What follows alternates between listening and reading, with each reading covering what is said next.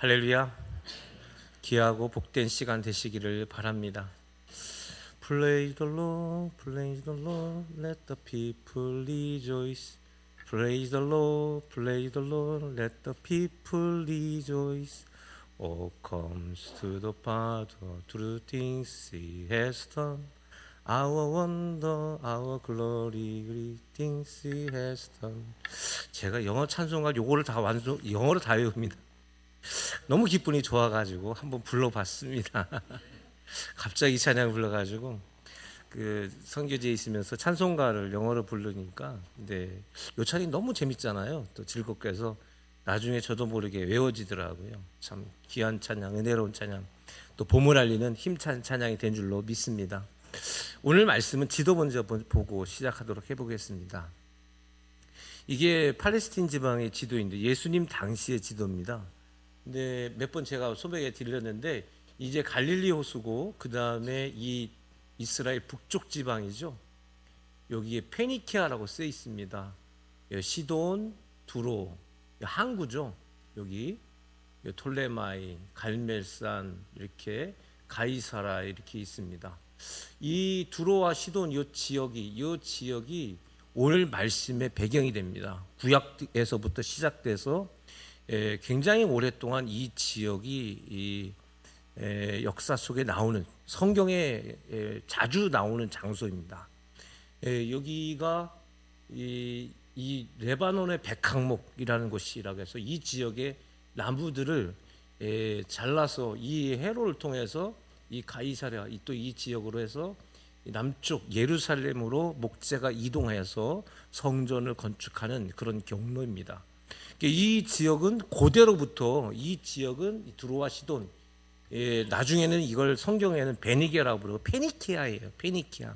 이 지역이 굉장히 오랫동안 항구 무역항으로 유명을 해서 고대로부터 이곳은 굉장히 부유한 지역이었습니다. 우리나라 말로 말하면 지나가는 개도 뭐를 물고 다녀요?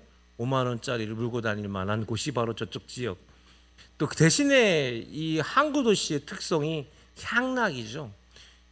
많은 문화들이 들어오다 보니까 규칙도 약하고 전통도 약해져서 향락이나 폭력으로 가득한 지역들, 또 의리가 있는 것처럼 보이지만 의리도 정의도 없는 지역들, 그곳이 바로 이 두로와 시돈 장소입니다. 오늘 21절 말씀을 한번 보면 이렇게 되어 있어요. 예수께서 거기서 나가서 두로와 시돈 땅으로 들어가시다. 오늘 말씀의 배경이 바로 이곳입니다. 성경의 몇 곳을 한번 볼게요. 역대상 22장 4절 보면 이렇게 되어 있습니다. 같이 읽어볼까요? 또 백항목을 무수히 준비하였으니 이는 시돈 사람과 두로 사람이 백항목을 다윗에게로 많이 수운하여 왔음이라. 제가 좀 전에 설명했던 대로 다윗이 예루살렘을 수도로 천도를 합니다. 그것을 다윗성이라고 부르게 되는 겁니다. 그러니까 이스라엘 역사의 헤브론, 유다 땅은 헤브론을 중심으로 성장되어졌는데 다윗이 그렇게 해서는 이 나라를 완성할 수 없다. 그래서 수도를 제대로 만들어내자 해서 예루살렘을 수도로 해서 그것을 다윗성이라고 부르게 됩니다. 근데 다윗성을 짓고 다윗성이라고 하고 그곳에서 우리가 하나님을 믿는 믿음의 나라가 만들어지려면 이곳에 성전을 건축해야 되겠다 했는데 하나님께서 성전 허락을 하지 않죠. 그래서 다윗은 이미 오랫동안 이 시돈과 이 두로 지방의 사람들과 외교 정상화를 만들어서 그곳의 백항목, 이 레바논의 백항목을 잘라다가 이 바다를 통해서 이송을 해가지고 예루살렘의 그 나무들을 오랫동안 이게 가지고 있게 되는 그런 역사를 만듭니다. 저는 하나님의 지혜라고 생각해요. 왜냐하면 무조건 다윗이 성전을 짓는다고 해서 복이 아닙니다. 왜냐하면 나무라는 것, 목재라는 것은 한번 잘라서 오랜 기간 동안 잘 건조를 해야 튼튼한 나무가 되는 거예요. 생각을 해보면 하나님이 다윗에게 성전을 건축하지 않게 했던 것은 과학적으로도 하나님의 지혜라고 저는 믿습니다. 그래서 오랫동안 목재나 또 석재들을 잘 준비되어져서 아주 튼튼한 성전을 건축할 수 있도록 준비를 다윗이 잘했습니다. 역대상 22장 4절에 가면 이런 말씀도 있어요. 열왕기상 7장 13절 14절입니다. 같이 읽어볼까요? 시작. 솔로몬 왕이 사람을 보내어 히람을 두로에서 데려오니 그는 납달리 지파 과부의 아들이요 그의 아버지는 두로 사람이니 노세 대장장이라. 히람은 모든 노세의 지혜와 총명과 재능을 구비한 자이더니 솔로몬 왕이 와서 그 모든 공사를 하니라. 이게 아버지 다윗이 모든 재료를 준비했고 솔로몬이 성전을 건축하는데, 건축하려면은 뭐가 필요했냐면 그 일을 위한 전문가들이 필요했는데 그 중에 대장장이가 필요했습니다. 이스라엘은 안타깝게도 대장장이가 없어서 그대로부터 남의 나라에 가서 이 청동기 혹은 철기의 문화들을 가져와 갔습니다. 자기들에겐 그런 대장장이 전문가가 없었습니다. 그래서 두로에 갔는데 두로의 히람이라는 사람이 이 대장장이로 유명했습니다. 근데 이 사람을 데려오게 되는데 이것은 솔로몬이 너 와라 해서 올 수 있는 게 아니라 이 두로의 왕이 허락하지 않으면 안 돼요. 왜냐하면 지금으로 말하면 우리나라의 조선기업이나 철강 이런 모든 기간 산업을 뭐예요? 남의 나라로 이전시키는 겁니다. 요새 트럼프가 관세 전쟁을 벌여가지고 어디다 뭘 짓겠다 요새 굉장히 혼란하지 않습니까? 이거 굉장한 사건이에요. 이게 대장장이를 남의 나라를 보내는 것은 우리나라의 예를 들어서 핵 기술자를 남의 나라에 보내는 것과 같은 것, 그런 어마어마한 일을 했어요. 또 성전 건축 20년 정도 진행이 되어 왔으니까 그 기간 동안 이 나라에 이 기간 사람이 새로 발달할 수 있을 만큼의 절대로 해서는 안 되는 일이 이루어진 거죠. 그래서 성전이 건축되는 장면입니다. 그만큼 이 두로와 시돈 이 지역 사람들과 그대로부터 이스라엘 사람들은 굉장한 친교가 있었고 외교가 그렇게 정상화되어 있었고 서로가 서로를 돕는, 북쪽에서 내려온 자들을 막아내고 남쪽에서 올라온 자들 서로 막아내고 또 해외의 문물들을 이것을 통해서 잘 받아들이고 그랬던 뗄래야 뗄 수 없는 아주 좋은 관계가 이런 관계였습니다. 그러면 이 두로와 시돈 사람들은 이스라엘한테 무슨 도움을 받았냐면, 실제적인 도움이 뭐였냐면 사도행전 12장 20절에 가면 그 얘기가 나와요. 앞부분 한번 읽어볼까요? 시작. 헤롯이 두로와 시돈 사람들을 대단히 노하여하니 그들이 지방 양국에서 나는 양식을 먹는 까닭에. 여기까지만 보면 두로와 시돈 사람들은 그럼 이스라엘 사람들한테 무슨 무역을 했느냐면, 이곳의 농산물들이, 즉 이 두로와 시돈은 이 산악지대고 또 해안가다 보니까, 그러다 보니 이곳에는 늘 식량이 부족했습니다. 그래서 식량을 어디로부터 받았냐면 이스라엘 사람들한테 식량을 받게 된 거예요. 북쪽이 곡창지대가 있어서 그곳에서 받아가지고 그래서 이 사람들이 먹고 살 수가 있게 된 겁니다. 그런 관계를 가지고 있었는데, 그렇다고 해서 이 사람들이 늘 이렇게 좋은 관계였냐면, 이들은 늘 남의 문화를 받아들이고 또 그렇게 살다 보니까 의로움이라는 게 부족했어요. 그래서 나중에 전쟁이 일어났을 때 두로와 시돈은 말 그대로 이스라엘을 배신하게 됩니다. 그게 어디 나오냐면 아모스 1장 9절에서 10절까지의 말씀이에요. 같이 읽어볼까요? 시작. 여호와께서 이와 같이 말씀하시되 두로와 소나 가지 죄로 말미암아 내가 그 벌을 돌이키지 아니하리니 이는 그들이 그 형제 계약을 기억하지 아니하고 모든 사로잡은 자를 에돔에 넘겼음이라. 내가 두로성에 불을 보내리니 그 궁궐들을 쌀으리라. 이렇게 돼 있어요. 이 지역 사람들이 그렇게 오랫동안 형제의 계약, 이게 이 당시에 최고의 계약이죠. 이게 서로 이렇게 돕는 그런 계약을 파기시키고 에돔과 화친해서 이들을 공략하게 되는 그런 잘못된 일을 하게 되었습니다.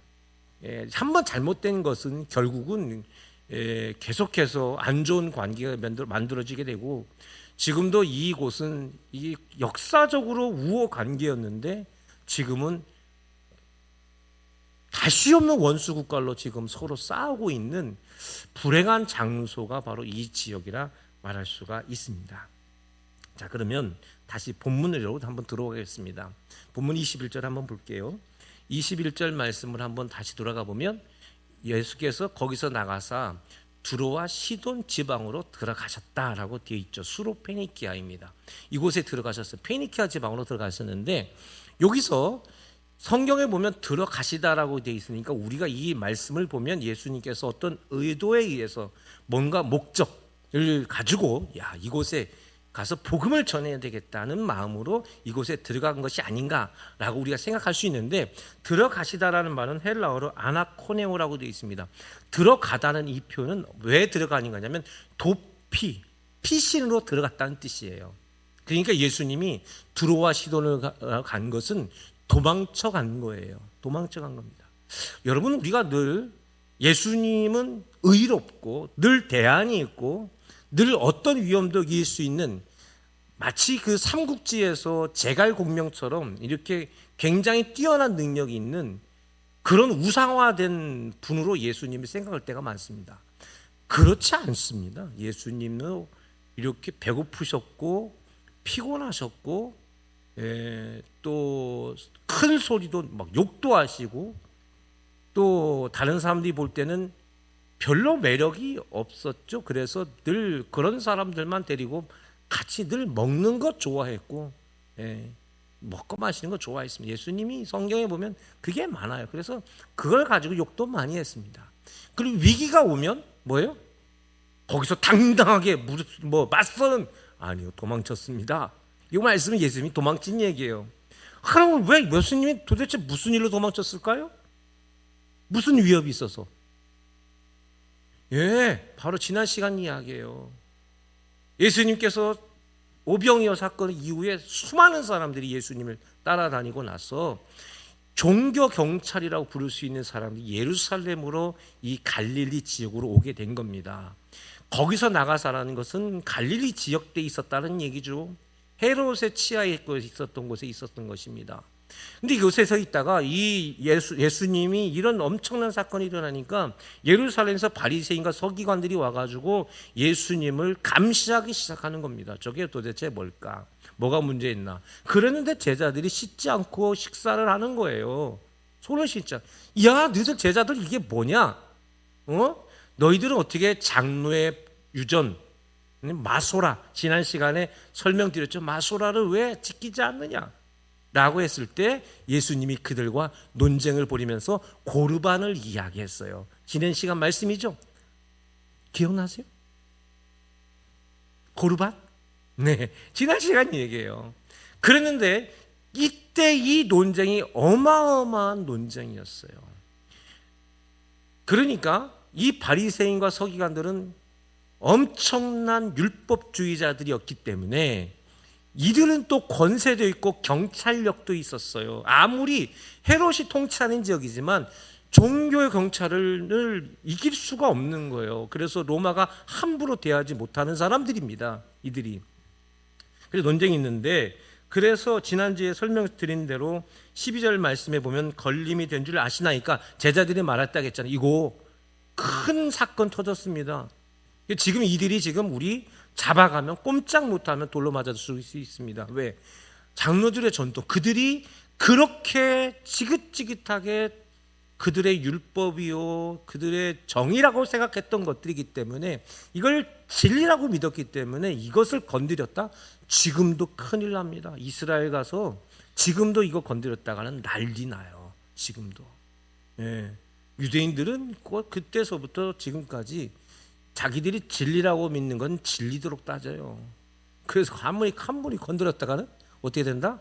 큰일 납니다. 큰일 나는 거예요. 우리나라는 정말 좋은 나라예요. 우리나라 정말 좋은 나라입니다. 누가 어디 가서 어떤 종교를 가지든 그것 때문에 테러가 일어나거나 그런 일은 없잖아요, 그죠? 그런 일 없어요. 그 사람이 어떤 종교를 가지든 뭐라 하지 않습니다. 옛날에 우리 어머니들 교회 나갔을 때 그 남편이나 시부모님들한테 구박 많이 받았죠. 근데 지금 그런 사람들 없고요. 오히려 예수 안 믿는 사람들이 더 기독교식으로 제사 지내자고 그래요.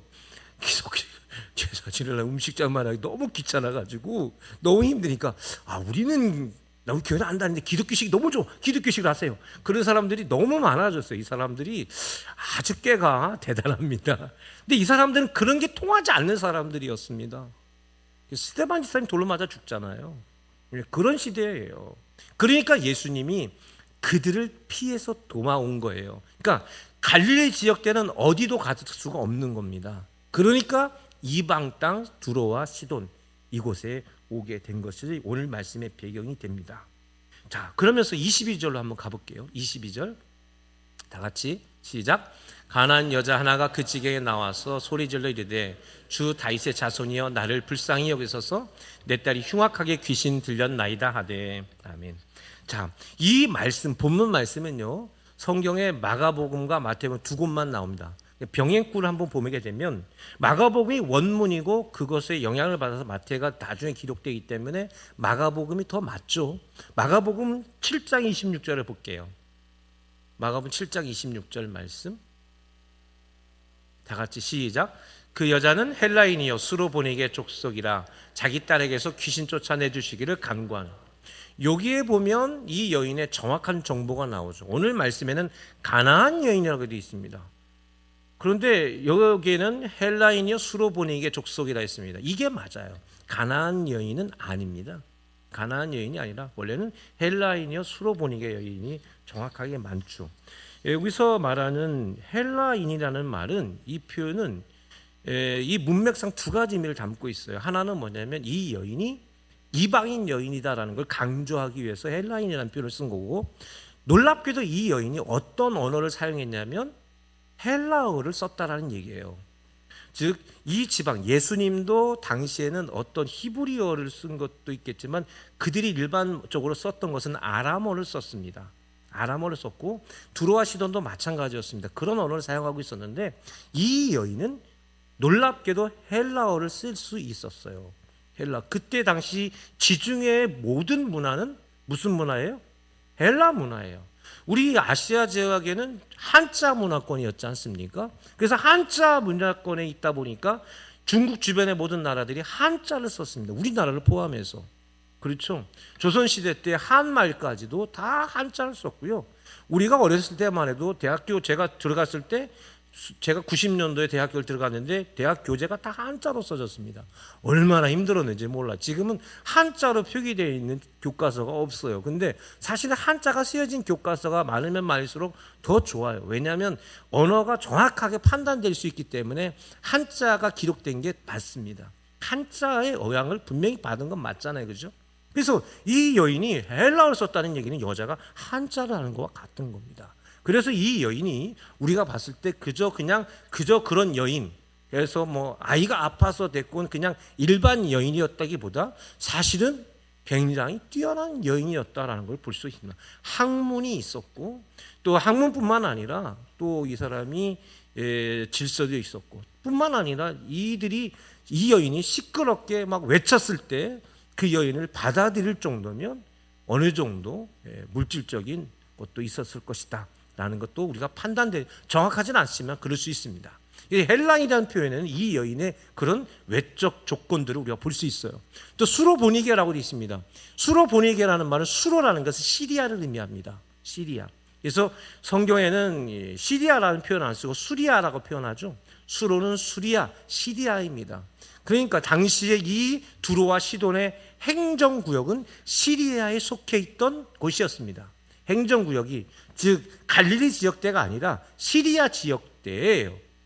시리아 지역대의 보니게는 페니키아, 성경에 베니게라고 되어 있는데 페니키아입니다. 북아프리카의 리비아에도 페니키아가 있어요. 이때 당시에. 그래서 이때 당시는 이 두 지역에 페니키아라는 이름이 두 개가 있었기 때문에 이 지역의 행정구역과 도시 이름을 같이 써서 수로보니게, 그러니까 시리아 페니키아가 정확한 표현입니다. 그래서 행정구역과 도시 이름, 그게 수로보니게라고 이렇게 말하게 된 겁니다. 그런데 오늘 본문에서는 마태는 이렇게 정확하게 헬라인이요 수로보니게 족속이라는 표현이 아니라 가나안 여인이라고 말하고 있네요. 왜 그럴까요? 왜 그럴까요? 잘 몰라서 그랬을까요? 마태가 그랬을 수는 없죠. 굉장히 이 사람은 뛰어난 사람입니다. 꼼꼼한 사람이고. 그래서 이걸 몰랐던 사람이 아닌데 가나안이라고 썼던 것은 유대인들, 즉 자기가 지금 쓰고 있는 마태복음은 유대인 공동체를 위해서 특별히 쓰여진 책이란 말이죠. 그래서 유대인들에게 헬라인이요 수로보니게라는 것보다 그들에게 명확하게 이 여인의 등장을 누구보다 정확하게 알려주고 싶었던 것은 가나안 여인이라는 표현이 훨씬 임팩트가 강한 거예요. 가나안이 뭡니까? 하나님께서 모세에게 또 아브라함에게 약속할 때 내가 너에게 뭘 약속해 줍니까? 적과 꿀이 흐르는 땅. 그곳이 어디예요? 가나안 땅이에요. 성경에 보면 이스라엘 백성들이 가서 차지할 땅, 하나님께서 우리에게 약속하신 그 땅이 어디입니까? 가나안 땅이에요. 근데 땅은 하나님께서 허락하셨지만 그 땅의 백성들은 뭐예요? 가나안의 백성들은 부정한 백성들이죠. 그래서 어떻게 해야 되는 겁니까? 다 물리쳐 없애버릴 족속들이죠. 그런 족속들. 즉 우리가 15장에 와서 정결법에 대한 얘기를 하고 있는데, 정결법에 의하면 가나안 백성들은, 거기서 특히 여자들은 뭐예요? 부정한 자들이죠. 씻어 없애버려야 될 자들이죠. 씻어 없애버려야 될 자들, 더러운 세균들. 이러한 것으로 이 말씀을, 이 마태가 이렇게 바리새인과 서기관들과 그리고 누구를? 가나안 여인을 대비시키고 있는 장면이에요. 그러니까 오늘 본문은 앞에 1절서부터 우리가 20절까지 읽었던 말씀과 뭐예요? 연결되는 말씀. 연결되는 말씀. 그래서 오늘 본문 22절은 어떻게 시작하냐면, 원문 그대로 보면 카이 이두 귀네 가나나이야 이렇게 되어 있습니다. 앞에 뭐가 되면 이 두가 써 있어요. 보라라는 말이. 그래서 오늘 말씀에는 가나안 여자 하나가 이렇게 되어 있는데, 원문 그대로 보면 그런데 보라 가나안 여인이 이라고 되어 있어요. 귀네라고 써 있기 때문에 상당히 귀부인에 속합니다. 아무나한테 여자한테 귀나이라고 쓰지 않잖아요. 예수님이 자기 어머니에게 여자여라고 할 때 귀나이 이렇게 부르지 않습니까? 귀네라고 썼어요. 그러니까 이 여인이 굉장히 존중하는 거였고요. 앞에 뭐가 되냐면 이 두가 들어갑니다. 이 두. 뭐요? 이거를 잘 봐라는 뜻이에요. 보라라고 표현했던 것은 지금 마태가 뭔가 중요한 이야기를 이 여인을 통해서 말하고 싶은 거예요. 그러니까 뭡니까? 앞에서 논쟁의 대상이었던 바리새인과 서기관들과 누구를 대비하는 거예요? 부정하고 세균 덩어리고 없애버려야 되고 죽여버려야 될 대상인 가나안 여인과 서로 대조 대비를 시키고 있는 말씀이 바로 이 오늘 본문 말씀인 것입니다. 그런데 놀랍게도 마태는 이 여인의 고백을 아주 상세하게 기록하죠. 그 지경에 나와서 소리질러 이르되 뭐라고 말합니까? 주 다윗의 자손이여 나를 불쌍히 여겨서. 할렐루야. 이것만 우리 다 같이 한번 읽어봅시다. 시작. 주 다윗의 자손이여 나를 불쌍히 여기소서. 엘레이손 불쌍히 여겨달라. 엘레이손. 제가 한번 설명드렸지만 우리 믿음의 사람들이 하나님께 기도해야 될 가장 중요한 기도는 하나님 나를 불쌍히 여겨 주옵소서. 우리 기도의 가장 대표적인 기도가 되어야 됩니다. 이 여인이 예수님께 엘레이손이라고 말하죠. 불쌍히 여겨달라. 그런데 이 여인이 뭐라고 예수님을 부르냐면 주 다윗의 자손이요라는 이런 놀라운 고백을 헬라어를 쓰고 있는 이방인 여자가 하더라는 놀라운 장면을 우리가 볼 수가 있습니다. 마태복음에는요, 이 표현이 딱 3번 나와요. 마태복음에는 첫 번째, 이게 두 번째 고백이거든요. 이 고백 두 번째 장면이고요. 첫 번째 장면은 어디에 나오냐면 마태복음 9장 27절에 나와요. 마태복음 9장 27절.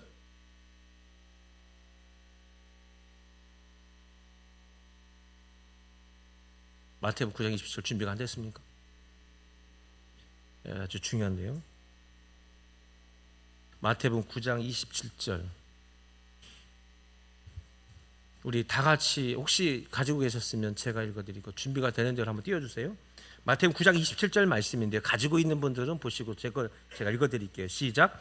예수께서 거기서 떠나가실 때 두 맹인이 따라오며 소리질러 이르되 다윗의 자손이요 우리를 불쌍히 여기소서. 아멘. 그렇습니다. 두 맹인이 있었어요. 두 맹인이 예수님께 나와서 뭐라고 말하냐면 다윗의 자손이요 우리를 불쌍히. 정확하게 똑같은 고백을 하죠. 다윗의 자손이요 우리를 엘레이손.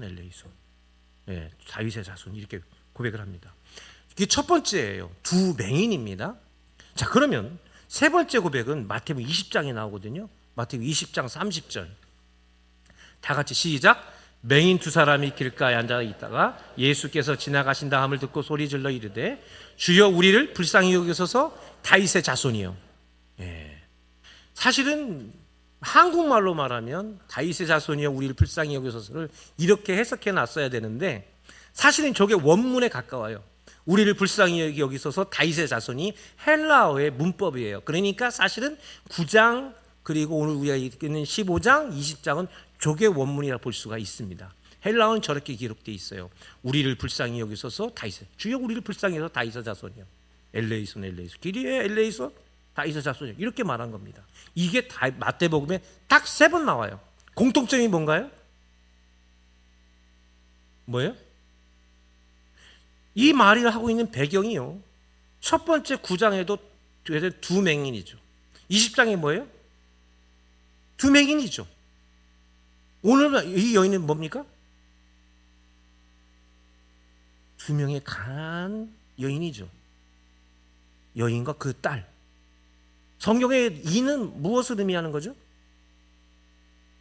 성경의 이는 증인의 수입니다. 증인의 수. 이 사건은 명확한 사실이라는 뜻을 마태가 우리한테 알려주고 있어요.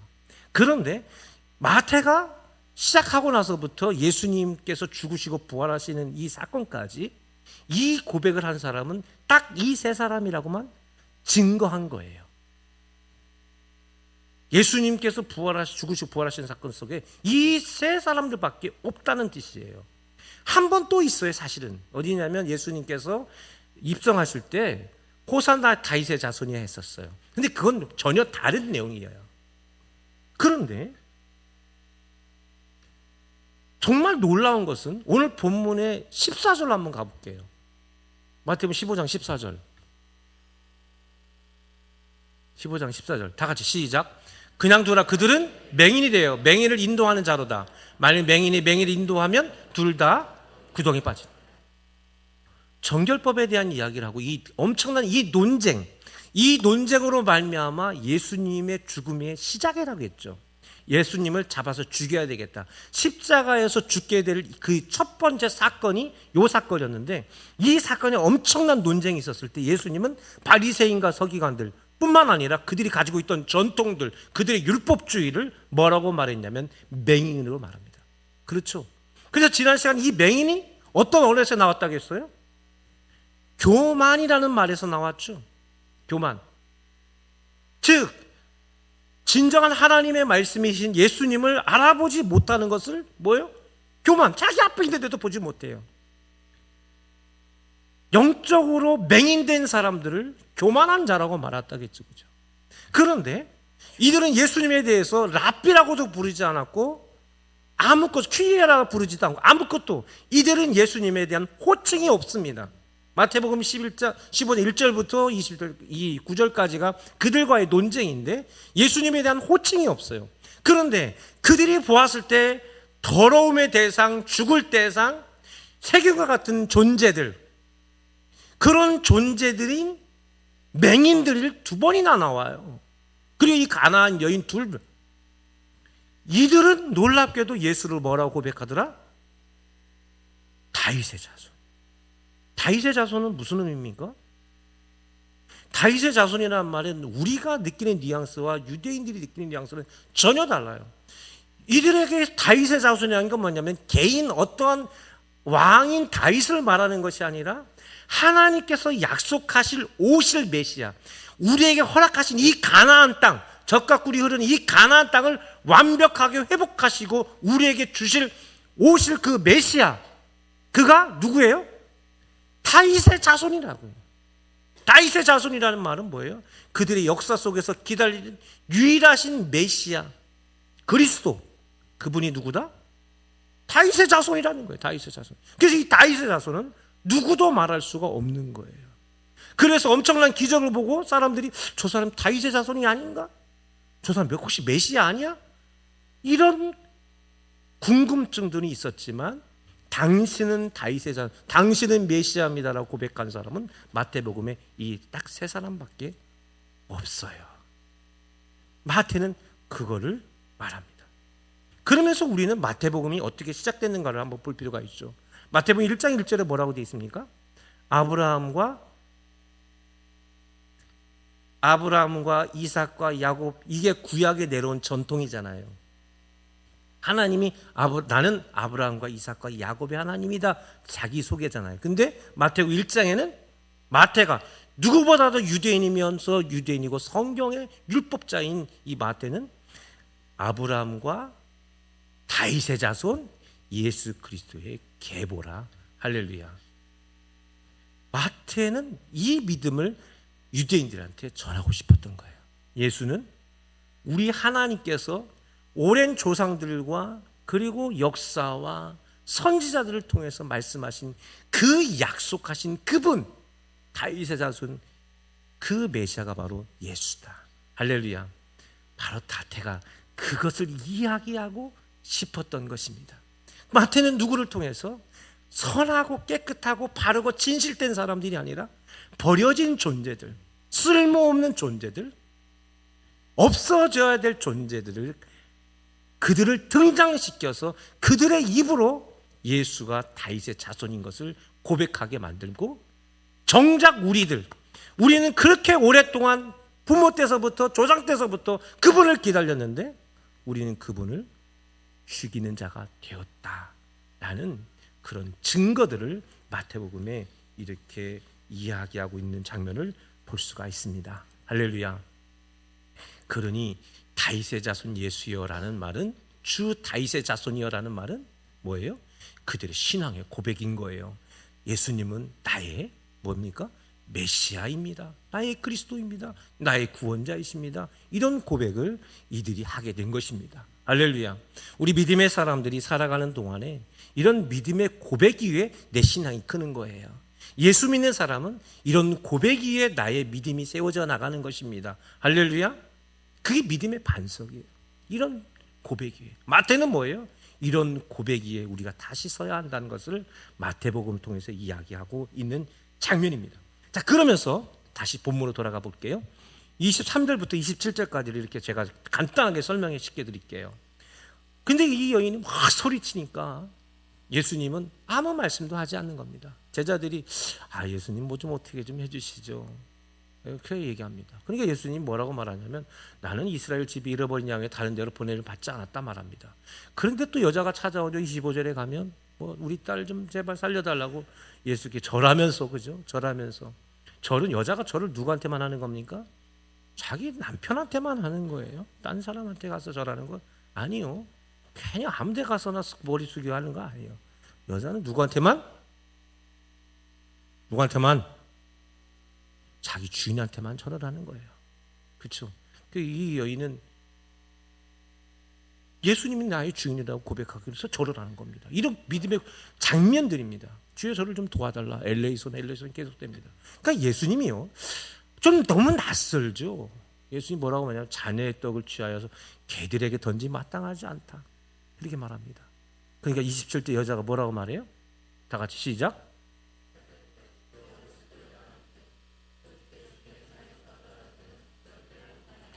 야, 이거는요,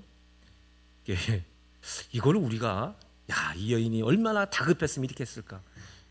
근데요, 사실은 이 표현은 엄청난 자존심, 여성으로서의 모든 굴욕감 다 내려놓고, 자기의 모든 걸 내려놓고 저렇게 고백한 거예요. 왜냐하면, 자, 이스라엘 사람들은요, 정결의식이, 지금 15장 지금 정결 얘기잖아요.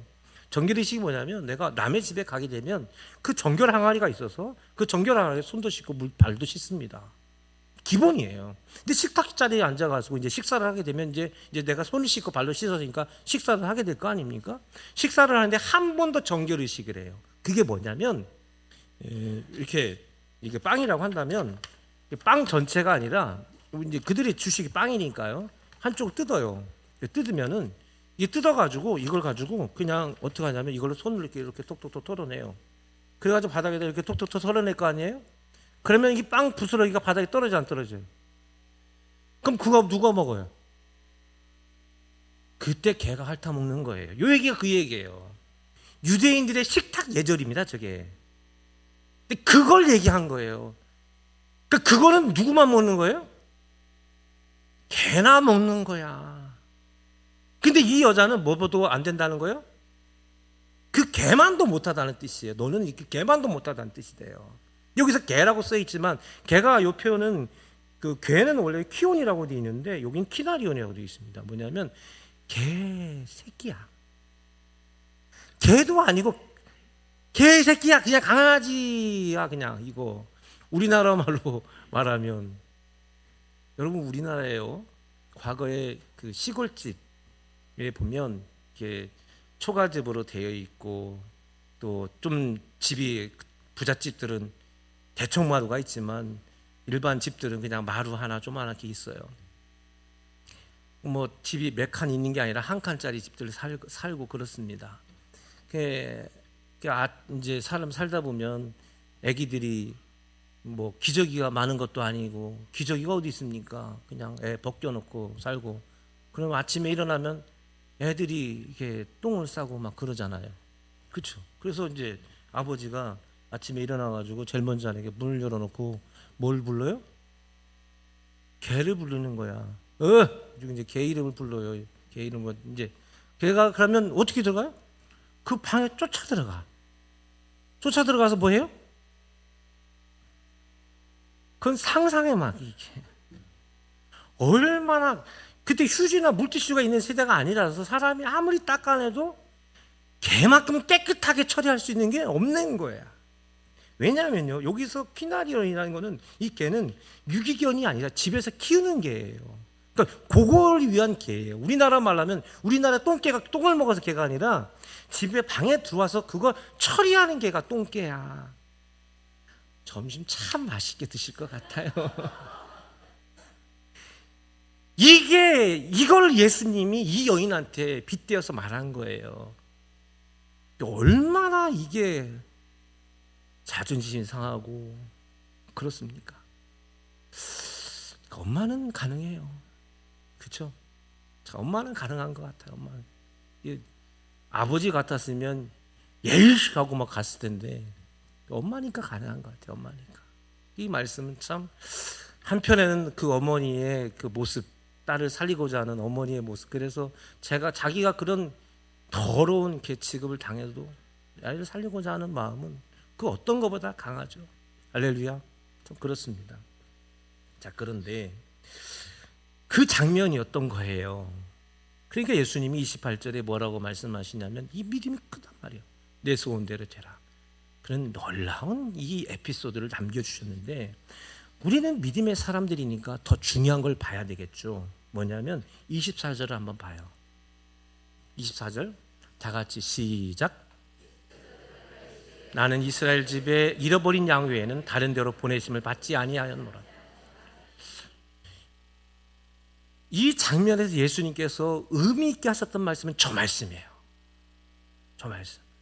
이 여자가 그런 이야기했던 거, 그래서 우리가 믿음의 정성 또 우리가 믿음의 헌신으로 말한다면 이 내용은 본문은 잘못 보는 거예요. 이 어머니의 그 희생적인 사랑, 그런 부끄러움을 감내하고서라도 딸을 살리기 위한 그 믿음, 이렇게 보면 본문을 잘못 보는 거예요. 본문의 핵심은 24절에 나와 있어요. 예수님이 저렇게 말합니다. 이스라엘 집에 어린 양 외에 다른 데로 보내심이 받지 않았다. 이 말을 들어보면 예수님이 그냥 지나가는 말로 이 여자를 시험하기 위해서 하신 말씀인가?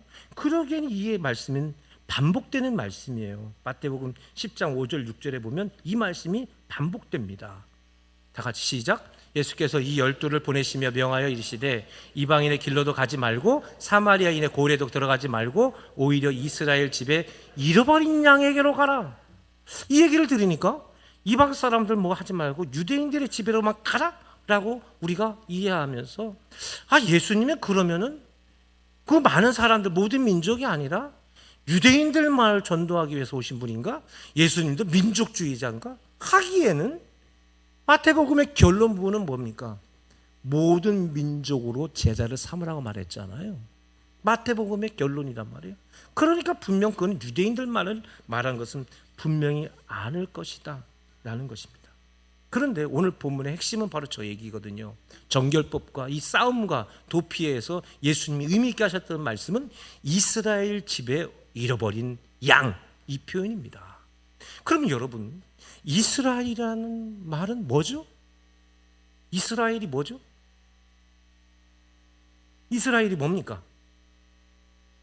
이스라엘은 이름이에요. 그렇죠. 그 이름이 만들어진 장면을 한번 볼게요. 창세기 32장 24절에서 보면 이스라엘이 처음 등장하는 말씀이 나오죠. 야곱은 홀로 남았더니 어떤 사람이 날이 새도록 야곱과 씨름하다가 자기가 야곱을 이기지 못함을 보고 그 야곱의 허벅지 관절을 치매 야곱의 허벅지 관절이 그 사람과 씨름할 때 어긋났더라. 그가 이르되 날이 새려하니 나로 가게 하라. 야곱이 이르되 당신이 내게 축복하지 않으면 가게 하지 아니하겠나이다. 27절 다가 27절 제가 있습니다. 그 사람이 이르되 내 이름이 무엇이냐? 그가 이르되 야곱이니이다. 28절 다가 시작. 그가 이르되 내 이름은 다시는 야곱이라 부를 것이 아니요 이스라엘이라 부를 것이다. 이는 내가 하나님과 및 사람과 싸워 이겼습니다. 그래서 이스라엘 만들어졌어요. 이스라엘. 자, 그런데요, 야곱은 어떤 사람입니까? 야곱은 뭐였어요? 자기는 태어나기 때서부터 지가 형이 되고자 형의 발 뒤꿈치를 잡고 나왔어요. 그래서 야곱이에요. 속일인 자예요. 예, 늘 그런 인생을 살았어요. 자기가 살아보려고 노력을 얼마나 했는지 뭡니까? 팥죽을 팔아가지고 형한테 장자의 명분을 사버렸습니다. 그렇죠. 속이는 행위죠. 늘 그랬습니다. 또 아버지를 속여가지고 장자의 축복을 자기가 가로챘습니다. 그래가지고 형이 대노를 해서 죽이려고 하니까 도망쳤어요. 아니 그렇다고 해서 형이 동생을 죽여? 그때 당시 장자의 축복을 받았다는 것은 이 집안의 족장이 너라는 뜻이기 때문에 족장자를 내려주니까 족장자를 두고 서로 싸우는 거예요. 이건 형 동생이 없는 겁니다. 지금 뭐 네가 죽든 내가 죽든 둘 중 하나가 죽어야 되는 상황이 된 거예요. 그러니까 할 수 없이 뭐예요? 야곱이 도망쳤습니다. 어디로요? 자기 외갓집으로 도망갔습니다. 외갓집에 도망가가지고 천신만고 그때 살고 있는데 그 외사촌 라반과 형제 그리고 자기 이 사촌들이 말이죠. 자기가 잘 사는 거 재산 많은 거 시기에 가서 어떻게 재산 뺏으려고 하고 여기 있다가 우리 재산도 다 뺏겨 다 죽게 생겼거나 싶어가지고 자기의 4명의 부인과 자식들 재산을 가지고 어떻게 해요? 도망쳐 나와요. 예, 야반 도주를 하게 됐습니다. 야반 도주를 해가지고 오다가 그 외삼촌 장인이죠. 와가지고 너 어떻게 그러냐 가지고 거기서 계약을 하고 도망치듯 또 나왔습니다. 그래가지고 마지막에 도착한 데가 어디입니까? 야복강 나루에 딱 서 있는데 거기에 하필이면 자기의 가장 큰 문제에서인 형이 와가지고 자기를 만나러 온다는 겁니다. 야곱이 견딜 수가 없는 겁니다. 그래가지고 어떻게 했습니까? 자기의 재산을 보냅니다. 그죠? 다 보냅니다. 형 다 가져라. 또 뭐도 보내요? 자식과 처도 다 보내줍니다. 형 다 가져라고. 그래서 24절에 뭐라고 되어 있습니까? 24절. 야곱은 이게 야곱의 집에 잃어버린 양이에요. 야곱은 홀로 남았다. 그렇죠. 야곱의 집에 뭐요? 잃어버린 양. 다 잃어버렸어요. 그랬는데 그때 천사가 와서 그와 싸웁니다. 그랬는데 천사가 말이죠. 야곱의 어딜 칩니까? 허벅지 관절을 쳤다고 돼 있어요. 이게요, 야레크라고 돼 있는데 이 야레크라는 표현은 이때 이후서부터 이스라엘 사람들이 허벅지 관절을 먹지 않는다라고 돼 있지 않습니까? 허벅지 관절, 다른 말에서는 넓적다리 혹은 허리라고 쓰여 있습니다. 이 야레크라는 표현은 남자의 중심을 말하는 거예요. 남자의 중심. 그 사람, 그 집안의 기초, 그 집안의 중심, 뿌리, 씨앗. 그걸 말하는 거예요. 그게 뭐예요? 남자의 성기를 말하는 거예요. 네. 이 집안의 중심이 뭐고, 이 집안의 씨앗, 이 집안에 뭘로부터 시작했느냐? 그 집안의 성씨는 뭐고, 본적이 어떻고, 너희들의 조상은 어떻고 했을 때 그 모든 기초를 말할 때 야레크, 허벅지 넓적다리. 예서 옛날에는 그래서 환도뼈라는 표현을 썼죠. 예, 그걸 말하는 거예요. 야곱의 기초, 야곱의 중심, 야곱의 자존심, 야곱의 정체성, 야곱의 모든 기둥들, 삶의 기초, 그거를 쳐버렸습니다. 그때 이후부터 야곱은 뭐가 됩니까? 기초가 무너진 사람? 저렇죠. 장애인이 됐습니다. 기초가 무너졌고 기둥이 무너졌고 중심이 깨져버렸습니다. 하나님 쳐버렸습니다. 그것이 부서지고 나서 만들어진 이름이 뭐예요? 이스라엘이에요. 이스라엘은 뭡니까?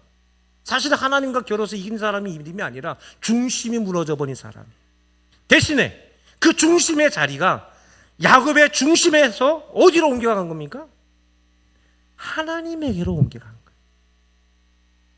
내 중심이 나에게 있었는데 나에게서 어디로? 하나님께로 옮겨간 사람. 그래서 이스라엘은 뭐예요? 이스라엘의 야레크는 뭡니까? 하나님이세요. 할렐루야. 하나님이 그들의 허벅지 관절이요, 허리요, 중심이고 기초예요.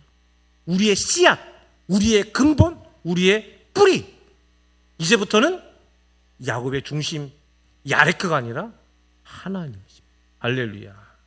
그래서 이스라엘 집에 잃어버린 양은 이제 뭐가 된 겁니까? 하나님을 잃어버린 백성들을 말하는 것입니다. 할렐루야. 그래서 오늘 예수님은 마태복음을 통해서 하나님을 잃어버린 백성들에게 이제 뭐예요? 다시 하나님을 찾아주는, 중심을 세워주는 그 말씀을 이야기하는 겁니다. 그게 누구예요? 메시아가 그 일을 한다. 그 메시아가 누굽니까?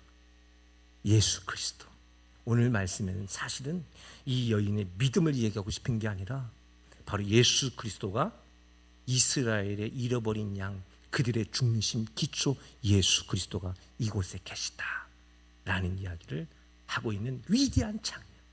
저 조상 때 그들의 시작, 이스라엘의 시작이 바로 예수 그리스도. 그러니 야곱의 저 허벅지의 관절 치신 분이 누굽니까? 예수님이시죠. 할렐루야. 그렇죠, 여러분. 여러분의 중심은 누가 치십니까? 내 중심은 예수님이 치시는 거예요. 그래서 내 중심에 누가 계시는 겁니까? 예수 그리스도. 그래서 나는 예수님이 없으면 인간이 아닌 거예요. 개요, 개. 이 땅의 모든 존재들이 그의 중심, 그의 야레크가 예수님이 아니면 개밖에 안 되는 거단 말이에요. 그 이야기를 이 말씀에서 하고 계시는 겁니다. 소매의 가족 여러분, 여러분의 중심은 누구십니까? 바리새인과 서기관들의 중심은 그들의 전통이었습니다. 그 전통은 뭐예요? 개 취급당할 것밖에 되지 못하는 거예요. 뭐가 없으면 예수님이 계시지 않으면. 할렐루야. 오늘 우리 세상에 살아가는 우리 모든 성도들이 예수님이 나의 중심, 예수님이 나의 중심, 그 믿음으로 살아가는 여러분 모두가 되기를 주님의 이름으로 바랍니다. 아버지 하나님 감사합니다.